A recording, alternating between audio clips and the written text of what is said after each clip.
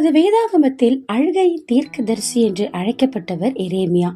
இன்று நாம் அவருடைய வாழ்க்கையை பற்றியும் அவர் குடும்பம், தீர்க்க தரிசன ஊழியம் மற்றும் தன் சொந்த ஜனங்களால் அவருக்கு நேர்ந்த கொடுமையான மரணத்தை பற்றியும் இந்த தொகுப்பில் பார்க்கலாம்.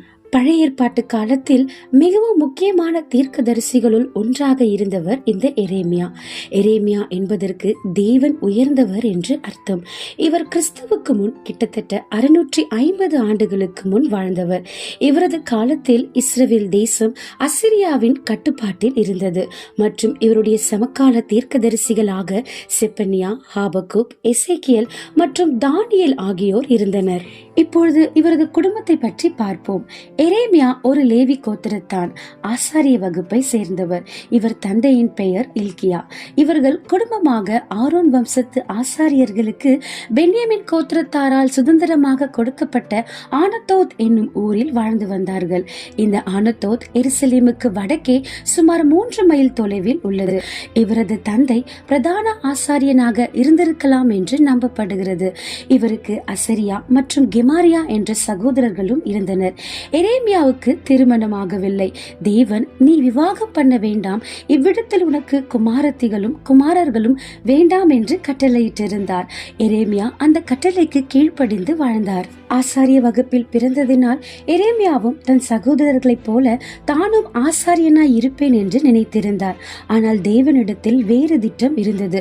மிகவும் பயந்த சுபாவம் கொண்ட திடமனமற்ற சிறுவனாக இருந்த எரேமியாவை தேவன் தன் தீர்க்க தரிசன ஊழியத்திற்கு அழைத்தார்.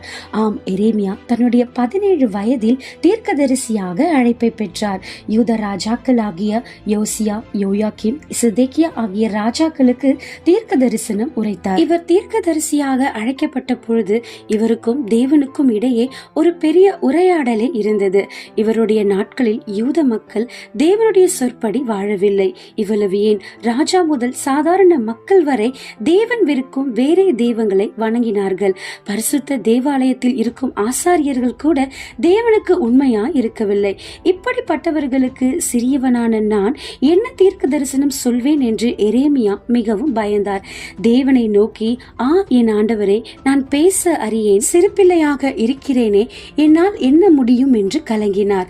ஆனால் தேவன் எரேமியாவை பலப்படுத்தி, உன்னை காக்கும்படி நான் உன்னுடனே இருக்கிறேன், என் வார்த்தைகள் உன் வாயில் இருக்கும், நீ உன்னை சிறுபிள்ளை என்று சொல்லாதே, இதோ ஜாதிகளுக்கு தீர்க்கதரிசியாக உன்னை தாயின் வயிற்றில் நீ உருவாகும் முன்னமே உன்னை அறிதேன் என்றார். மேலும் தேவன் எரேமியாவின் நாவை தொட்டார். அதனால் அவன் பயப்படாமல் தன் தீர்க்க தரிசனத்தை உரைக்க ஆரம்பித்தான். கிறிஸ்துவுக்கு முன் 626 எரேமியா தன் தீர்க்க தரிசன ஊழியத்தை ஆரம்பித்தார். பாவத்தில் ஜீவித்த யூதா ஜனங்களுக்கு ரட்சிப்பு கர்த்தருடையது என்று எரேமியா தைரியமாய் பிரசங்கித்தார். ஆனால் அவர் பேச்சை யாரும் கேட்கவில்லை. ராஜா முதல் அவர் குடும்பத்தார் வரை உன் பேச்சை நிறுத்து என்று மிரட்டினார்கள். எரேமியா தன் ஊழியத்திற்கு அழைக்கப்பட்ட நாள் முதல் எல்லாராலும் துரத்தப்பட்டார். சில கள்ள தீர்க்கதரிசிகள் அவருக்கு விரோதமாக எழும்பி, இவன் பொய் சொல்லுகிறான், இது தேவ வார்த்தையே இல்லை என்று பழித்தார்கள். ஆனால் இதற்கெல்லாம் பயப்படாமல் எரேமியா தன் தீர்க்க தரிசனத்தை தொடர்ந்து சொல்லிக்கொண்டே இருந்தார். யூதா அதிவிரைவில் பாபிலோனால் சிறைப்பிடிக்கப்படும் என்று திட்டவட்டமாய் சொன்னார். அதனால் யூத ஜனங்கள் அவர் மேல் அதிகமாக கோபம் கொண்டு அவரை கொலை செய்ய திட்டமிட்டார்கள். ஆனால் தேவன் தன் ஊழியக்காரனை காப்பாற்றினார். இப்படி தன் வார்த்தைக்கு கீழ்ப்படியாமல் தன் ஊழியக்காரனை கொலை செய்ய நினைக்கும் மக்களை தேவன் வெறுத்தார். இந்த மக்களுக்காக நீ விண்ணப்பம் பண்ணாதே, இவர்கள் உதவி கேட்டு என்னை நோக்கி விண்ணப்பம் பண்ணும் பொழுது நான் இவர்களை பார்க்க மாட்டேன் என்று எரேமியாவுக்கு தேவன் கட்டளையிட்டார். அதனால் இறுதியாக எரேமியா யோயாக்கிம் ராஜாவை நேரடியாக சந்தித்து பாபிலோனுடனான யுத்தத்தில் நீங்கள் தோற்று போவீர்கள் என்று எச்சரித்தான். இதை கேட்ட ராஜா மிகவும் கோபமடைந்து எரேமியாவை சிறைச்சாலையிலே போட்டான். சிறைச்சாலையிலும் எரேமியா தொடர்ந்து தேவன் மேல் நம்பிக்கையா இருந்தான். சிறைச்சாலையிலிருந்து வெளியே வந்த பின்பு மக்களுக்கு தொடர்ந்து தன்னுடைய தீர்க்க தரிசனங்களை சொன்னான். இதை கண்ட ராஜா இம்முறை எரேமியாவை சேறுகள் நிறைந்த ஆழ ஆழமான குழியிலே போட்டான். ஆனால் தேவனோ ராஜாவின் இருதயத்தில் கிரியை செய்தார். அதனால் யோயாக்கீம் ராஜா எரேமியாவை ரகசியமாய் வெளியே எடுத்து, தேவன் என்னை என்ன செய்ய விரும்புகிறார் சொல் என்று கேட்டான். அதற்கு எரேமியா, சிறையிருப்புக்கு செல்லுங்கள், நீங்கள் பிழைப்பீர்கள் என்று தேவன் சொல்லுகிறார் என்றான். அதே போல சில நாட்களுக்கு பின்பு எரேமியா சொன்னபடியே பாபிலோன் வந்து எருசலேமின் மேலும் யூதேயாவின் மேலும் வெற்றி பெற்றது. அவர்களின் நகரங்கள், வீடுகள், தேவாலயம் எல்லாவற்றையும் சுட்டெரித்து அவர்களை அடிமையாய் பாபிலோனுக்கு கொண்டு போனது. ஆனால் எரேமியாவும் அவரோடு சில ஜனங்களும் பாபிலோனுக்கு கொண்டு போகப்படாமல் யூதாவிலேயே தங்கியிருந்தனர். எரேமியா அவர்களுக்கும் தீர்க்க தரிசனம் உரைத்தார். 70 ஆண்டுகளுக்கு பின் தேவன் உங்களை சொந்த தேசத்திற்கு கொண்டு வருவார், எருசலேம் கட்டப்படும் என்று சொல்லி யூத மக்களை தைரியப்படுத்தினார். இப்படியாக எரேமியா தன் தீர்க்க தரிசன ஊழியத்தை உண்மையாகவும் தைரியமாகவும் 40 ஆண்டுகள் செய்தார்.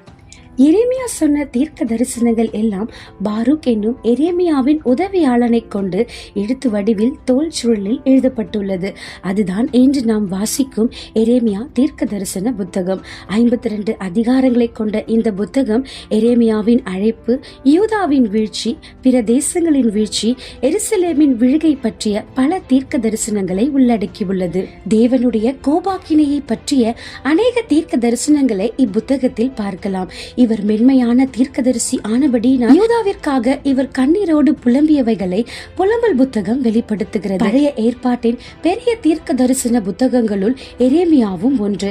இயேசுவை பற்றிய அநேக தீர்க்க தரிசனங்களை இப்புத்தகத்தில் பார்க்கலாம். கிட்டத்தட்ட 31 தீர்க்க தரிசனங்கள் எரேமியா புத்தகத்தில் இருந்து கிறிஸ்துவுக்குள் நிறைவேறி இருக்கிறது. எரேமியா எப்படி இருந்தார் தெரியுமா?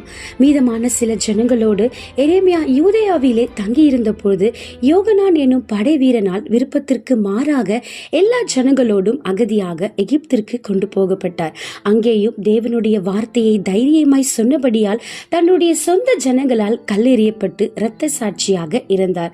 தன்னை சுற்றியுள்ள அனைவரும் துன்மார்க்கத்தில் ஜீவித்தாலும் தன் சிறு வயது முதல் பெற்றுக்கொண்ட ஊழியத்திற்கும் அதை கொடுத்த தேவனுக்கும் உண்மையாக இருந்து ஊழிய பாதையில் பல பாடுகளை பட்டாலும் அதை விட்டுவிடாமல் தனக்கு கொடுக்கப்பட்ட பொறுப்பை இறுதி வரை உண்மையாய் செய்தவர் எரேமியா.